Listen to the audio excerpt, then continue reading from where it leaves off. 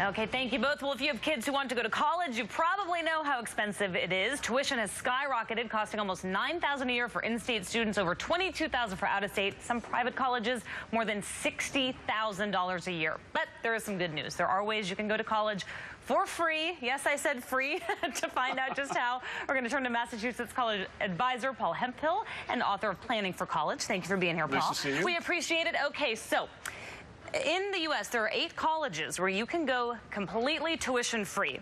But there's a catch. So what's the catch? Well, the catch, well, there's a couple of them. Yeah. The first catch is there's almost 3,000 colleges out there, so for only 8 colleges to be offering tuition-free means, what are your chances of getting into those 8 colleges? Competition's rough. There you go. The other catch is when they say tuition-free, believe it or not, a lot of those colleges will send you out a notice saying, guess what? Oh, we didn't tell you about room and board? Oh, you have to pay for that. Ah. So there's a catch. There's a catch. So that's not tuition. That's the tuition's free, but not the living exactly. expenses. Yeah. The other catch might be like a school in Kentucky says, well, you're going to have to get up at 5 o'clock in the morning and milk the cows and shovel horse dung for 3 hours. Do you want to do that? So you're working. You're not you're just working. Okay. Absolutely, you are. Yeah. And then some of them offer, you know, after college, you agree to do it. Work for them for a certain amount of years, go into a certain type of industry, and then that's the repayment process. So it's not, you're making a commitment in some way or another. That's correct. And a couple of them, there's 8 of them, 4 of them are religious schools, and you have to agree to go into ministry or do something. Correct. So there's that catch to it that you have to remember. And if you don't fulfill that end of it, are you stuck paying then in the end? They'll come after you. They will? Yes. They'll have that agreement with you up front. If you don't complete this is what we're going to do. Oh, okay. So then you're paying for it. Exactly. Now, let's say somebody says, you know what, I don't care. I want to go for it. I will agree to do that. And then they apply to these 8 schools. Are there any economic restrictions? I mean, any background can go. You don't have to hit a certain level of income? Great question.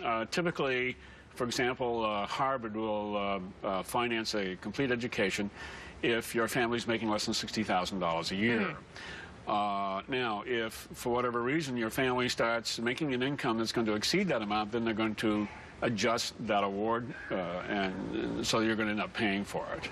But these free schools, it doesn't matter your family's income, you can apply. Correct. Okay.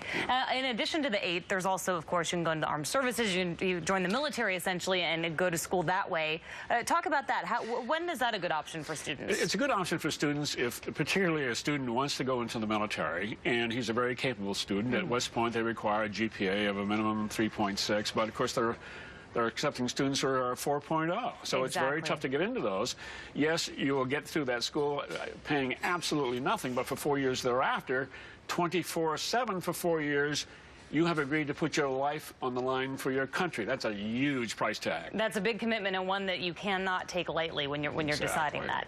So basically, this is something you want to have a really serious conversation with your high school students if they want to try for one of these 8 free colleges or the military. It's something to think long and hard about because there is a big commitment. For those who don't want to do that, we're going to have student loans, tuition skyrocketing. What advice do you have just for college planning in general? Because I said $60,000 a year now for some private colleges. That's insane. The simplest solution I offer a lot of people, and a lot of people don't want to do this simply because they want their children to have the same 4-year experience that they had. Mm-hmm. But of course, when they were in college, they were paying $5,000 a year.